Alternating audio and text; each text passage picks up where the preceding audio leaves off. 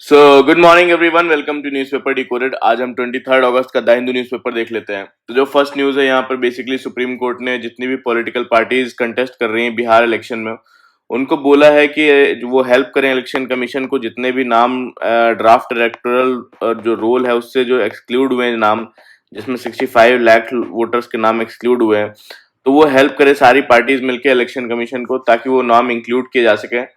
और booth level जितने भी एजेंट्स हैं, जितने भी पार्टी के हैं, उनको असिस्ट करना चाहिए वोटर्स को कि कोई भी अगर क्लेम फाइल करना है या ऑब्जेक्शन फाइल करना है बिफोर डेडलाइन 1 सितंबर के। और ये अर्जेंसी क्यों है? क्योंकि 65 लाख वोटर्स जो है वो उनका नाम एक्सक्लूड हो गया है लिस्ट से, और क्लेम और ऑब्जेक्शन सिर्फ 1 सितंबर तक लिए जा रहे हैं। तो सुप्रीम कोर्ट ने क्लैरिफाई किया कि जो भी एप्लीकेशंस हैं वो फाइल की जा सकती हैं यूजिंग ऑनलाइन, आधार को यूज करके, और प्लस अदर 11 डॉक्यूमेंट जो इलेक्शन कमीशन ने सजेस्ट किया था उनको लेके। और उन्होंने बोला पहले ये इंक्लूजन वाला काम जरूरी है, और जो स्पेशल इंटेंशन रिवीजन की लीगैलिटी है कि वो करना चाहिए था कि नहीं करना चाहिए था, that will be considered later. फिर जो नेक्स्ट न्यूज है यहाँ पे, जो फॉर्मर श्रीलंका के प्रेसिडेंट है रनिल विक्रमसिंघे सिंघे, तो उन्हें बेसिकली अरेस्ट कर लिया गया श्रीलंका में due to the acquisition of misuse of जो है state funds during the presidency. तो इसलिए उन्हें अरेस्ट कर लिया गया है। जो नेक्स्ट न्यूज है यहाँ पे, ये वाली न्यूज हम पेज नंबर 12 पे कवर करेंगे। फिर जो नेक्स्ट न्यूज है यहाँ पे, सुप्रीम कोर्ट का पहले एक ऑर्डर आया था कि दिल्ली और जितने भी 4 एडजॉइनिंग जो डिस्ट्रिक्ट्स है उसके आसपास के, उसमें स्ट्रे डॉग्स को पकड़ के उनको जो है कन्फाइन किया जाए और कैप्चर किया जाए। तो अभी सुप्रीम कोर्ट ने इसको दोबारा से, सुप्रीम कोर्ट ने ऑर्डर इसको चेंज किया है और बोला है कि जितने भी स्ट्रे डॉग्स है उनको उनको स्टेरलाइज किया जाए, स्टेरलाइजेशन हो, डीवॉर्मिंग की जाए और उनको वैक्सीनेशन दिया जाए। इसके बाद जो है उनको वो रिलीज कर दिया जाए जहां से वो जिस लोकेलिटी से पकड़े गए थे। और एक्सेप्शंस रहेगा, डॉग्स जिनके जो रेबीज है जिनको, या फिर बहुत ज्यादा एग्रेसिव बिहेवियर है, उनको वहीं पर शेल्टर्स में ही रखा जाएगा, उनको रिलीज नहीं किया जाएगा। और इसके लिए जो है फीडिंग जोन्स बनाया जाएगा, जैसे कि म्युनिसिपल बॉडीज जो है उनको सेट करना होगा एक डेडिकेटेड फीडिंग जोन जहाँ पे वो आके अपना खाना वाना खा सके, और हर वार्ड में। और जो है हेल्पलाइन नंबर्स भी जारी किए गए हैं। और जो है अगर स्ट्रीट लवर है कोई, वो अगर अडॉप्ट करना चाहता है डॉग, तो वो इसको इंश्योर करना होगा कि वो स्ट्रीट्स पे दोबारा से ना आए। और इसका स्कोप जो है वो बेसिकली पैन इंडिया है, उन्होंने इस स्कोप बढ़ा दिया है। यानी कि सुप्रीम कोर्ट जो है वो ट्रांसफर करेगा जितने भी मैटर हैं हाई कोर्ट्स के इन टाइप के अपने आप को, ताकि जो है कॉन्फ्लिक्टिंग ऑर्डर्स ना आए डिफरेंट डिफरेंट हाई कोर्ट्स पे इस मुद्दे पे। नेक्स्ट न्यूज है यहाँ पे, no right to reside in matrimonial home post divorce says high court. तो यहाँ पर सुप्रीम कोर्ट ने क्लैरिफाई किया है कि जो हमारा एक्ट है protection of women from domestic violence act जो 2005 का है, उसका सेक्शन 17 जो है वो ग्रांट करता है वुमेन को कि वो राइट टू रिसाइड देता है, कि वुमेन को राइट टू रिसाइड देता है as long as a domestic relationship exist. ठीक है। और एक बार ये मैरिज डिसॉल्व हो गई by the decree of divorce, तो वहीं पे जो है डोमेस्टिक रिलेशनशिप वो एंड हो जाता है। और इसका मतलब है कि ये जो राइट टू रेजिडेंस का अब यहाँ पे परसिस्ट नहीं करता है after the divorce, unless any other statutory right जो है इस पे अप्लाई हो। जो नेक्स्ट न्यूज है यहाँ पे, basically forest rights of tribals not settled for great Nicobar project. तो ग्रेट निकोबार में बेसिकली एक मेगा इंफ्रास्ट्रक्चर प्रोजेक्ट है, प्लान है, जिसमें कि ट्रांसशिपमेंट पोर्ट्स, एयरपोर्ट्स, टाउनशिप और पावर प्लांट लगाने का, जो कि लगभग 13,000 हेक्टेयर जो फॉरेस्ट लैंड है उसको डाइवर्ट करेगा। और जिसमें कि ट्राइबल राइट्स कंसर्न में आ गए हैं, और जो निकोबारीज ट्राइबल काउंसिल है वो बोल रहे हैं कि जो है उनके फॉरेस्ट राइट एक्ट का कंसर्न है उसके अंडर। और तो लॉ का कॉन्फ्लिक्ट क्या है कि फॉरेस्ट राइट एक्ट जो है वो बेसिकली बोलता है पहले जो है ट्राइबल्स के राइट आइडेंटिफाई करने हैं और फिर उनको सेटल करना है, और फिर ग्राम सभा से कंसेंट लेना है। लेकिन यहाँ पे बोल रहे हैं कि जो है ट्राइबल काउंसिल बोल रही है कि जो मीटिंग दिखाई गई ग्राम सभा की वो उसमें निकाबारी जो कम्युनिटी है उसको इंक्लूड नहीं किया गया है। और जो दूसरा है basically protection of aboriginal tribes act 1956, उसमें एडमिनिस्ट्रेटर के पास पावर है कि फॉरेस्ट लैंड डाइवर्ट कर सके। और बेसिकली यहाँ पे बोला गया कि जो है फॉरेस्ट राइट की सेटलमेंट प्रोसेस जो है वो अभी तक शुरू नहीं हुई है। और अब तो निकोबारीज कम्युनिटी को शामिल नहीं किया गया कंसल्टेशंस में, और दूसरा ये कि कम्युनिटीज को शामिल नहीं किया गया। दूसरा ये कि सेटलमेंट प्रोसेस जो है वो अभी शुरू नहीं कर सकते, शुरू नहीं हुआ सेटलमेंट प्रोसेस, तो क्लियरेंस जो है वो इलीगल है, ऐसा ट्राइबल कम्युनिटी का कंसर्न है। जो नेक्स्ट न्यूज है यहाँ पे, India and China trade through Lipulekh unacceptable. तो यहाँ पे इंडिया और चाइना ने डिसाइड किया कि जो लेपू लेक है बेसिकली जो उत्तराखंड में पड़ता है, यहाँ से इंडिया और चाइना के बीच में जो है बॉर्डर ट्रेड होता है, वो दोबारा शुरू किया जाए। प्रॉब्लम ये है कि जो लेपू लेक का एरिया है ये बेसिकली और जो उसका सराउंडिंग एरिया है वो नेपाल के भी अपना एरिया इसमें टेरिटरी क्लेम करता है, मतलब दोनों में बाउंड्री डिस्प्यूट है। तो वही नेपाल ने बोला है कि ये जो डिसीजन है वो अनएक्सपेक्टेड है और अनएक्सेप्टेबल है। पर नेपाल ने ये भी कहा कि इस वजह से इंडिया के साथ अपना डायलॉग खराब नहीं करेगा, मतलब डिसएग्रीमेंट है लेकिन टॉक्स और रिलेशन डिस्टर्ब नहीं करना चाहता नेपाल। फिर जो नेक्स्ट न्यूज है यहाँ पे बेसिकली को IT tax 2025 gets president Droupadi Murmu's assent. तो यहाँ पे प्रेसिडेंट द्रौपदी मुर्मू ने जो है इनकम टैक्स एक्ट 2025 को जो है एसेंट दे दिया है, और ये जो पुराना आईटी एक्ट है 1961 उसको रिप्लेस करेगा। तो इसमें ये बेसिकली लागू होगा 1 अप्रैल 2026 से, और इसका मेन एम है जो भी पुराना टैक्स लॉ है उसको सिंप्लीफाई करना और अंडरस्टैंडेबल फॉर्मेट में बनाना, और लॉ के वर्ड्स और स्ट्रक्चर्स को सिंप्लीफाई करना। तो इम्पोर्टेंट चेंजेस यही हैं कि कोई नए टैक्स रेट्स नहीं है इसमें, सिर्फ सिंप्लीफिकेशन है, और जो रिडंडेंट प्रोविजंस हैं उसको रिमूव किए गए हैं, और सेक्शंस घटा के 819 से जो है 536 सेक्शंस कर दिए गए हैं, और इसमें चैप्टर्स जो है वो भी रिड्यूस किए गए हैं, 47 चैप्टर्स से 23 चैप्टर्स कर दिए गए हैं। तो नेक्स्ट न्यूज है यहाँ पे, 40% of the chief ministers face criminal cases. Association of democratic reforms की एक रिपोर्ट आई है जिसमें कि जो है टोटल बताया गया है, जो टोटल जो सीएम्स है इंडिया में 30 हैं, और इसमें जो क्रिमिनल केसेस जो फेस कर रहे हैं, जो डिक्लेयर करने वाले सीएम्स कितने हैं, सिर्फ 12 हैं, लगभग 40%। और टॉप सीएम्स विद केसेस जो है इसमें तेलंगाना के हैं, जो सीएम है उन पे 89 केसेस हैं, जो सबसे ज्यादा हैं। फिर उसके बाद तमिलनाडु के हैं 47, और इसी तरह के पंजाब पे बेसिकली 1 है, और केरला पे 2 केसेस हैं ऐसे। और 10 सीएम्स ने सीरियस चार्जेस डिक्लेयर किए, जो जैसे कि attempt to murder, kidnapping, bribery, ये सब। जो नेक्स्ट न्यूज है यहाँ पे, NITI Aayog report recommends model policy for home stage. तो होम स्टेज बेसिकली और जो ब्रेड एंड बेड वाला सिस्टम है कि ट्रैवलर्स कोई है अगर टूरिस्ट है तो वहाँ पे आप जो लोकल होम है वो बेसिकली वो टूरिस्ट के लिए वो एज अ अपॉर्चुनिटी यूज कर सके, उनको वहाँ पे ठहराने के लिए और अपना कुछ इकोनॉमिक बेनिफिट ले सके उससे। तो यहाँ पे एक स्टेट्स के लिए एक फ्रेमवर्क डिजाइन किया जा रहा है कि जिसमें होम स्टेज को एक स्टैंडर्डाइज और होम हार्मोनाइज किया जा सके, और उसके सस्टेनेबल टूरिज्म को जो है उससे प्रमोट करें, और इसको एक इंजन माना गया है टूरिज्म प्रमोट करने का, होम स्टेज को। और यहाँ पे बेसिकली होम स्टेज ट्रैवलर को जो है कल्चरली इमर्सिव एक्सपीरियंस देते हैं, और लोकल इकोनॉमी और हेरिटेज दोनों को बूस्ट मिलता है। तो पॉलिसी की रिकमेंडेशन यही है कि हेरिटेज का प्रोटेक्शन रहे, प्लस इंक्लूसिव और सस्टेनेबल ग्रोथ रहे। फाइनेंशियल इंसेंटिव दिया जाना चाहिए, डेस्टिनेशन लेवल पर होना चाहिए, सिर्फ इंडिविजुअल होम स्टेज एमिनिटीज के लिए नहीं। और एक स्ट्रेटेजिक रोड मैप दिया गया है होम स्टेज और जो ब्रेड एंड बेड जो पोटेंशियल है उसको अनलॉक करने के लिए।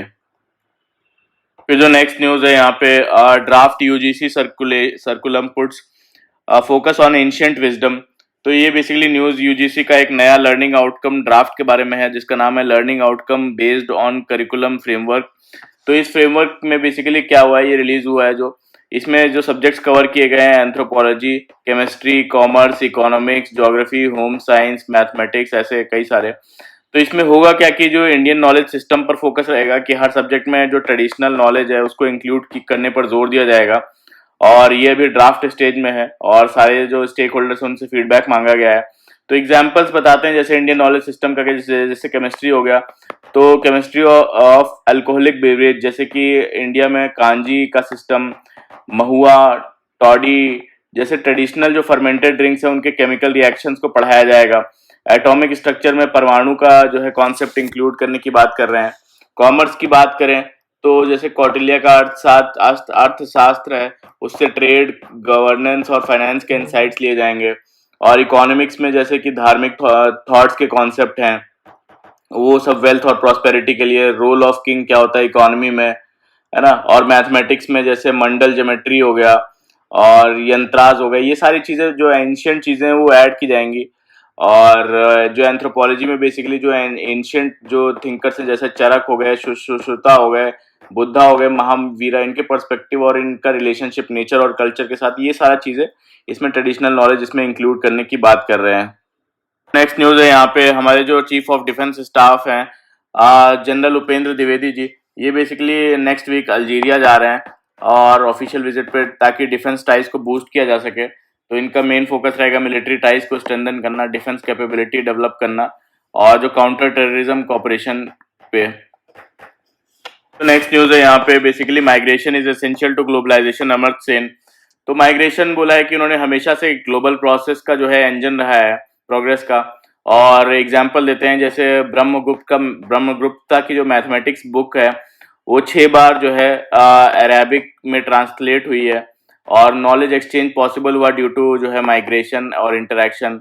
और डाइवर्सिटी जो है बोलते हैं इंडिया की रियल स्ट्रेंथ है। और अलग अलग कास्ट, रिलीजन, कल्चर और लैंग्वेज जो है ये इंडिया को थ्राइव कराया है इन्होंने। और बोला कि ट्रू ग्रोथ तभी होगी जब सारी कम्युनिटीज इंटरेक्ट करेंगी और कंट्रीब्यूट करेंगी। और बिहार के स्पेशल इंटेंसिव रिवीजन के बारे में भी बताया है कि जो डॉक्यूमेंट रिक्वायर्ड हैं वो बहुत लोगों के पास पेपर्स नहीं होते, तो उनका वोटिंग राइट छिन सकता है।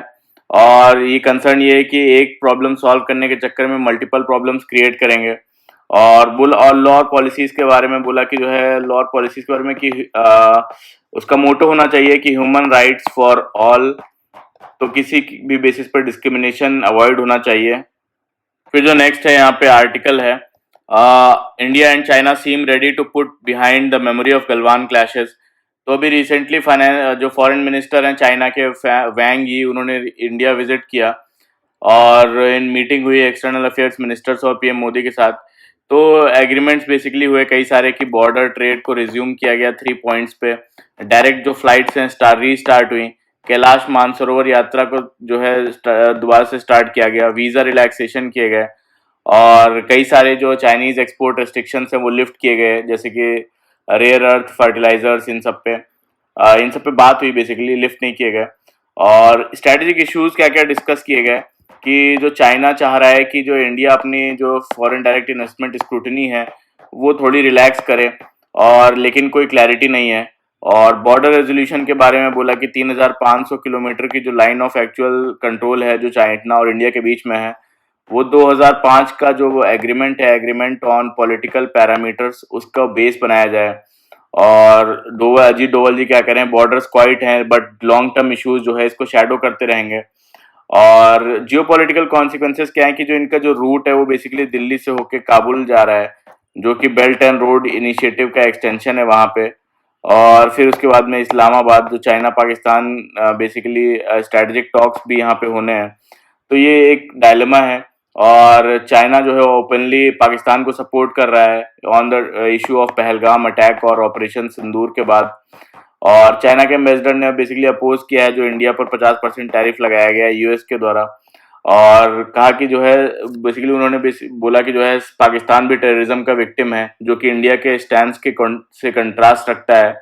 तो इंडिया का डायलेमा ये है कि मोदी गवर्नमेंट अब जो है बेसिकली मूव करना चाहती है गलवान क्लैशेस और जो प्रीवियस ट्रांसग्रेशंस हुए हैं बॉर्डर पे, और तो यूएस के ट्रेड रेस्ट्रिक्शंस हैं वो भी बेसिकली इंडिया को पुश कर रहे हैं चाइना के साथ री अप्रोचमेंट की तरफ। तो ये पूरा इस आर्टिकल का बोलना है। और इंडिया को इंश्योर करना होगा कि जो एंगेजमेंट है वो स्ट्रेटेजिक क्लैरिटी के साथ हो, ना कि किसी टैक्टिकल कंपल्शन की वजह से। फिर जो नेक्स्ट आर्टिकल है यहाँ पे, a court order that was barking up the wrong tree. तो अब यहाँ पे सुप्रीम कोर्ट का ऑर्डर आया था एक 11 अगस्त को। उसमें ऑर्डर दिया था कि दिल्ली के जितने भी सारे स्ट्रे डॉग्स हैं उनको जो है शेल्टर में जो है बंद कर दिया जाए। और प्रॉब्लम ये है कि बेसिकली साइंटिफिकली अनसाउंड है और लीगली फ्लॉड है और मॉरली रॉन्ग है, ऐसा बोलना है। और जो बेसिकली जो स्टे दिया था वो फाइनल हियरिंग अभी पेंडिंग है उसकी। तो इश्यूज क्या थे इस ऑर्डर के कि जो है साइंटिफिक फ्लॉज थे। साइंटिफिक फ्लॉज क्या थे कि जैसे मास शेल्टर्स नहीं है, और कि अगर मान लीजिए आप इस सारे कुत्तों को पकड़ के यहाँ पे बंद भी कर रहे हैं तो यहाँ पे कहाँ पे बंद करेंगे, तो एक फेलियर का प्रूफ है। ओवर क्राउडिंग हो जाएगी कि डॉग फाइट्स बढ़ेंगी, स्ट्रेस बढ़ेगा, एग्रेशन बढ़ेगा, डिजीज बढ़ेंगी जैसे कि रेबीज हो गई, लेप्टोपायरोसिस हो गई। और जो बेसिकली एक इकोलॉजिकल जो है वैक्यूम क्रिएट हो जाएगा कि कई सारे नए डॉग्स माइग्रेट कर सकते हैं हरियाणा और यूपी से, और इनके रिमूवल से जो अदर रॉडेंट्स हैं या मंकीज हैं वो बढ़ेंगे, जो कि पब्लिक हेल्थ का इशू बन सकते हैं। और WHO ने बेसिकली जो है रेकमेंड किया है इस चीज़ के लिए animal birth control, not shelters. और सोशल इम्पैक्ट भी है इसका। सोशल इम्पैक्ट कैसे कि स्ट्रीट डॉग्स जो है वो कंपेनियंस होते हैं होमलेस के लिए, और गार्जियंस होते हैं इन द नाइट। तो ऑर्डर ने जो मार्जिनलाइज लोगों की नीड्स को इग्नोर किया, ऐसा बोलना है। और पॉलिटिकल एंगल जो बताते हैं कि डॉग का जो इशू है वो स्मोक स्क्रीन को हाइड जो है दिल्ली की असली क्राइसिस है। दिल्ली का असली क्राइसिस है, जैसे कि वोटर फ्रॉड एलिगेशन हो गया, बैड रोड्स हो गई, करप्शन हो गया। उस चीज को ढकने के लिए डॉग इशू इतना बढ़ा चढ़ा के बताया जा रहा है। और MCD का की फेलियर को कवर करने का तरीका ऐसा बोलते हैं। और जो लीगल फ्लॉज बोलते हैं कि लीगल फ्लॉज में जो है 2024 का जो जजमेंट है on animal birth control rule वो साइंस और कंपैशन पे बेस्ड है। और जो आर्टिकल 51A(G) है वो कॉन्स्टिट्यूशन की ड्यूटी है, जो सिटीजन्स की ड्यूटी है कि वो कंपैशन शो करें लिविंग बीइंग्स के प्रति। और रियल सॉल्यूशन बोलते हैं कि जो है एनिमल बर्थ कंट्रोल प्रोग्राम है, जैसे कि जयपुर और जोधपुर की इस स्टडी ने सक्सेस शो किया है कि वहाँ पे जो है स्टेबल डिक्लाइन हुआ है डॉग पॉपुलेशन में, प्लस वैक्सीनेशन कवरेज भी बढ़ा है। कहाँ पे? जयपुर और जोधपुर में। और प्रॉब्लम ये है कि जो है पुअर इम्प्लीमेंटेशन होता है MCD के द्वारा, क्योंकि उनका बजट जो है वो कम है, और स्टेरिलाइजेशन टारगेट जो है वो भी अनमेट है, और कोई भी अकाउंटेबिलिटी नहीं है।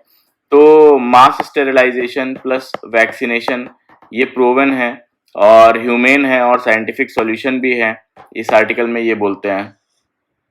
जो नेक्स्ट आर्टिकल है यहाँ पे, sets the guard rails for artificial intelligence use in court rooms. तो जुलाई 2025 में बेसिकली केरला के हाई कोर्ट ने रिलीज किया artificial intelligence use policy for judiciary in India. तो अब इसका एम क्या था कि जो है इम्प्रूव करना स्पीड और जो एफिशिएंसी है कोर्ट्स में, जिसमें कि लगभग 5 करोड़ केसेस जो है वो पेंडिंग है।